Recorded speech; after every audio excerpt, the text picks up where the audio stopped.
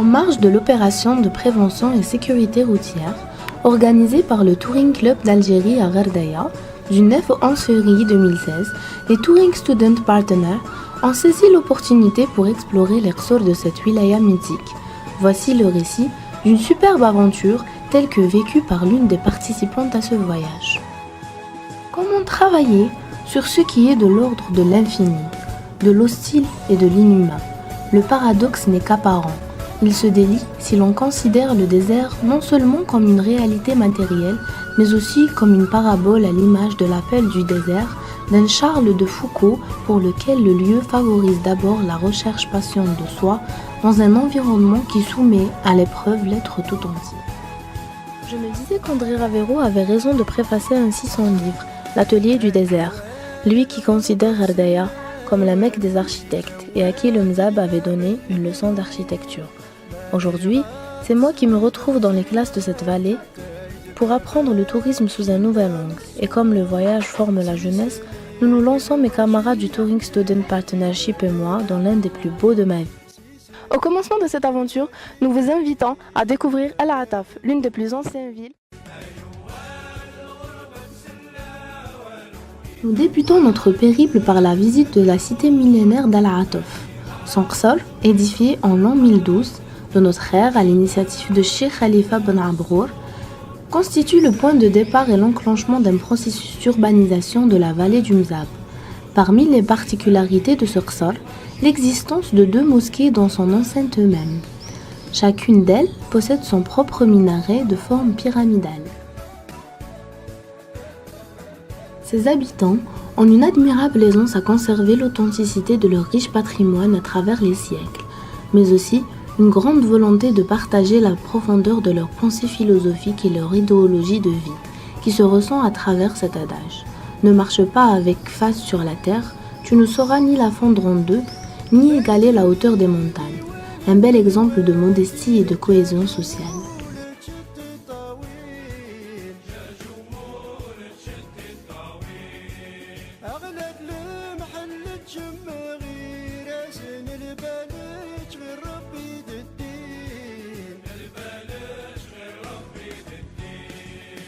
أغلت المحل تجمغي راسن البلد غير ربي الدين أغلت المحل تجمغي راسن البلد غير ربي الدين بلا وموت نمر تزواصر بمعسي الجور بلا وموت نمر تزواصر بمعسي الجور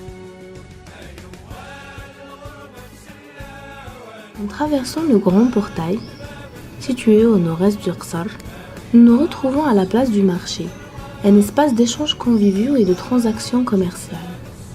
D'une superficie d'environ 560 mètres carrés, la place du marché est entourée de galeries et d'arcades de différentes tailles et dimensions, à l'intérieur desquelles se trouvent des maisons de fraction.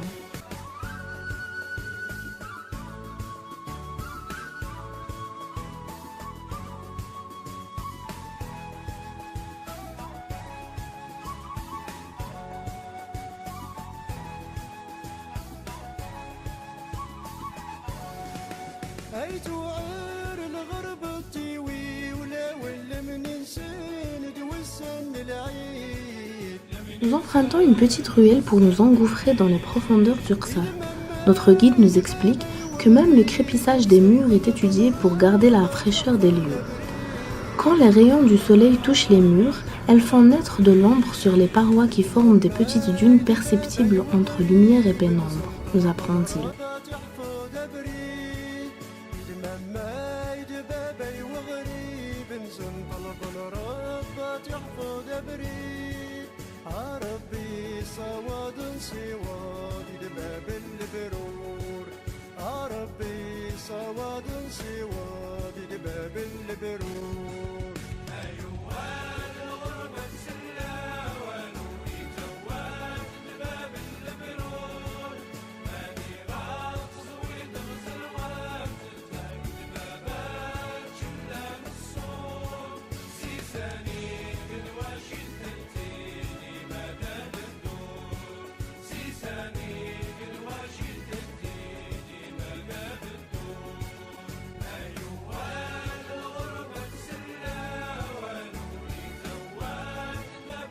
Nous achevons notre virée à Al-Atof par la visite du mausolée de Cheikh Sidi Ibrahim, unique par ses éléments spatiaux qui révèlent flexibilité dans l'utilisation des espaces et liberté des formes.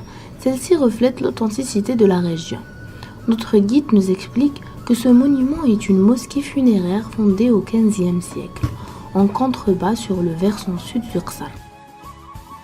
Cette mosquée comprend une salle à demi-souterraine. Elle est surmontée d'une petite pièce en demi-niveau par rapport au sol et au plafond de l'ensemble. La grande salle au niveau du sol extérieur est ouverte par des arcades sur un côté et par un large claustrat au-dessus du tombeau de Cheikh Sidi Ibrahim. Une terrasse recouvre l'ensemble, accessible par un escalier extérieur et ceinturée par un mur d'acrotère qui dessine le périmètre de la mosquée.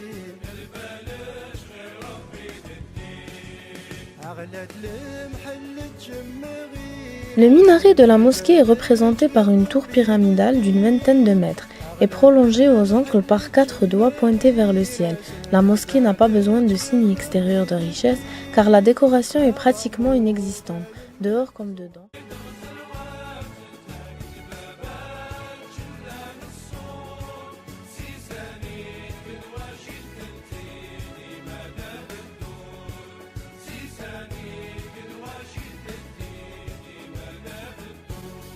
Lors de cette deuxième journée, nous visitons l'Iqsar de Bni Yezgen, appelé aussi la Sainte Ville.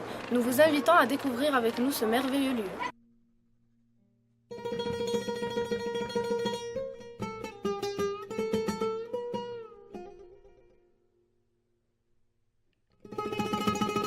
Le lendemain, nous poursuivons notre exploration d'Iqsar de Ghardaya par la visite de Bni Yezgen, érigée à partir de l'an 1347 sur une colline rocailleuse.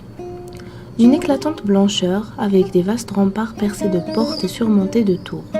Cette ville sainte par excellence manifeste le respect des Mozabites pour leurs préceptes religieux et l'importance qu'ils donnent à la vie spirituelle qui caractérise leur interaction communautaire.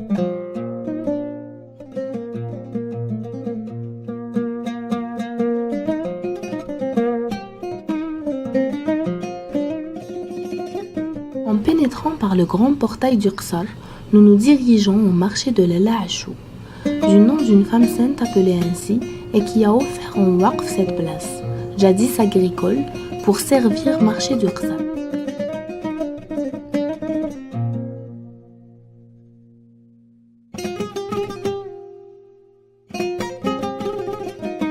Nous continuons notre avancée dans le Ksar vers Borj Cheikh Belhadj ou Borj Boulila, facilement remarquable par son architecture atypique, d'où l'on peut admirer l'ingéniosité de répartition des espaces qui commence du lieu de culte au lieu de la vie humaine.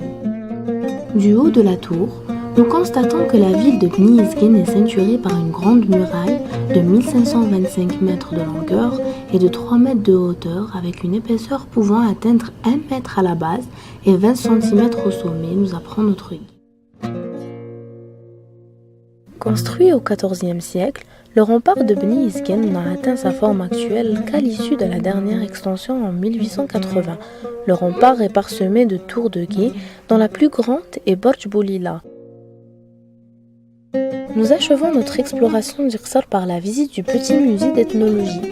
Situé à l'entrée est de la ville, ce musée représentant un exemple typique de l'intérieur d'une maison traditionnelle mozabite du XIXe siècle, présente les espaces domestiques de la famille, cuisine, salon, chambre nuptiale, et met en valeur le tapis traditionnel de la région avec ses différents motifs et couleurs. Nous poursuivons notre visite à El Mea, Aqsar al-Barj, au charme si particulier, qui domine l'oasis à l'est.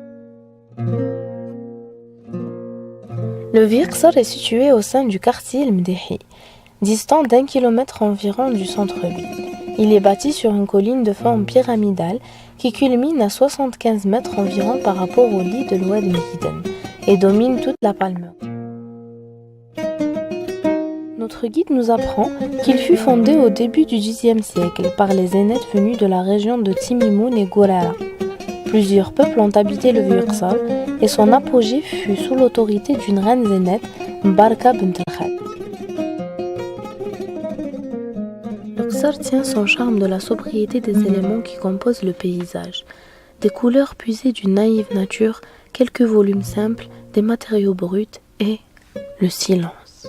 Ces habitations que l'on aperçoit derrière les arbres et les murs ne sont pas ocre comme à Tamanrasset, rouges comme à Timimoun, bleus comme dans le Bzab.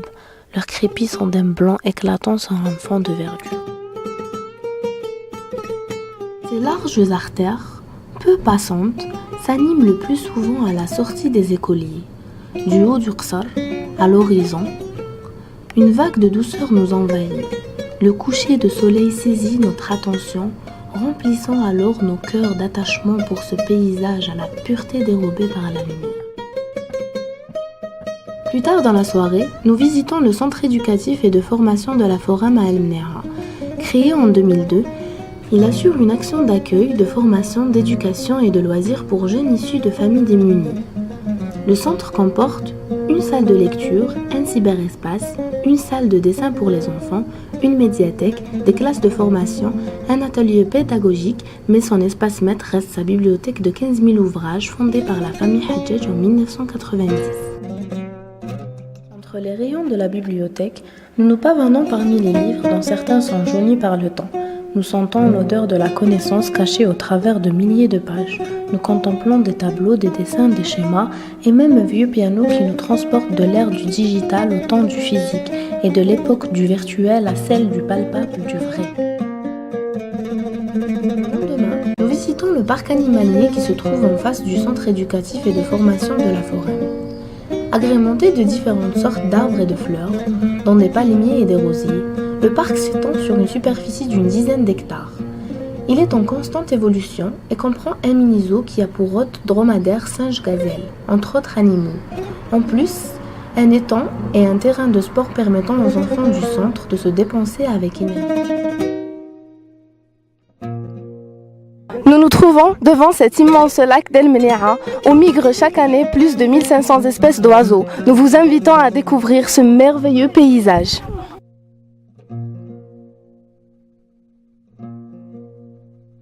Nous nous dirigeons ensuite vers le lac salé de Hassil Garra, une véritable brise de fraîcheur dans un environnement hostile.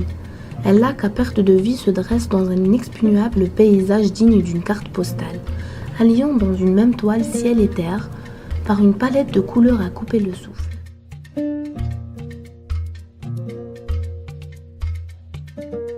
Dans la grande dune qui surplombe le lac, nous nous adonnons à des distractions infantiles, tantôt sportives et tantôt artistiques. Les pieds dans le sable froid, nous écoutons des poésies écrites en notre honneur.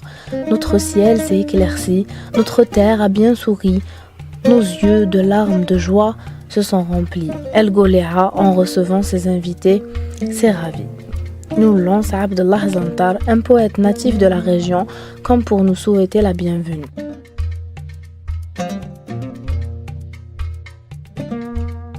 De retour à Gherdaya, nous finissons notre journée la tête dans les étoiles, grâce au planétarium du Centre des loisirs scientifiques de la ville, une salle de spectacle de type cinéma dédiée à la modélisation et à la simulation en temps réel de l'univers, destinée à la base à la recherche astronomique. Ce planétarium permet la simulation des phénomènes qui se déroulent dans l'espace. Ainsi, il nous offre l'opportunité de voir de plus près tout ce qui se passe dans l'espace, comme il est possible également d'y projeter des films pour enfants et adultes. Comme on ne peut visiter Gherdaya sans passer par son marché traditionnel, c'est celui qui sera notre dernière escale dans cette wilaya.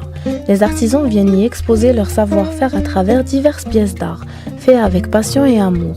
Nos yeux se posent sur des bijoux gravés, des sacs et des claquettes en cuir, sans oublier le métier à tisser, fortement présent dans la culture des Mozabites. D'ailleurs, cette cour est riche d'un patrimoine artisanal ancestral, la tapisserie qui demeure le meilleur moyen d'expression de la femme mozabite, qui renvoie à la finesse des motifs et des couleurs représentées sur les tables.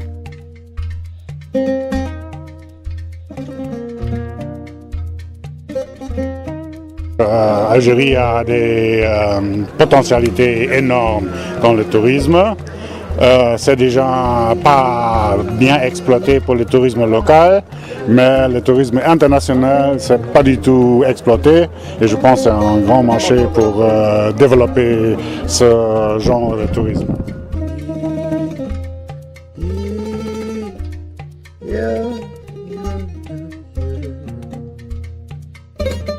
temps passe vite à Ghardaya. Dépourvus de tout stress, la tête remplie de beaux souvenirs, nous achevons notre aventure avec une note de poésie de Jean d'Ormesson. Il y a des jours, des mois, des années interminables où il ne se passe presque rien. Il y a des minutes et des secondes qui contiennent tout un monde.